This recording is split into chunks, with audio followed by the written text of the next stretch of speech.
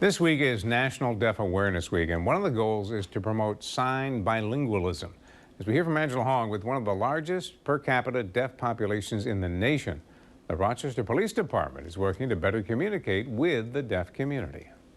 For Rochester police officer Renee Nichols, signing is a part of her everyday job. I would love to see a lot more police officers being able to sign. Officer Nichols is the police department's liaison to the deaf and hard of hearing, a role that has become more important over the years. There have been several different incidents that have kind of spurred it on, but over the years, with NTID being here, with RSD being in Rochester on St. Paul Street, the deaf community has grown, and so there is definitely a need in this community. In 1997, Rochester police officers shot and killed a deaf man holding knives. The department was criticized for not finding someone to communicate with the man during the standoff. Since then, the department has amped up their efforts to reach out to the deaf community, including appointing an official liaison. Jenna DiGiovanni is a student at the National Technical Institute for the Deaf at RIT. She says deaf people can often be at odds with police.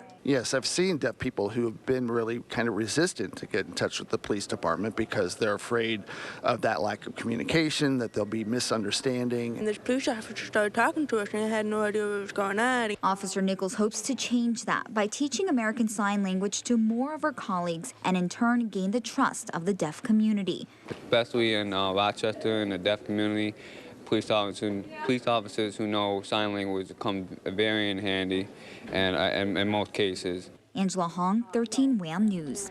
And NTID says deaf and hard of hearing public safety officers at RIT do help Rochester police recruits by teaching them how to interact with the deaf and hard of hearing.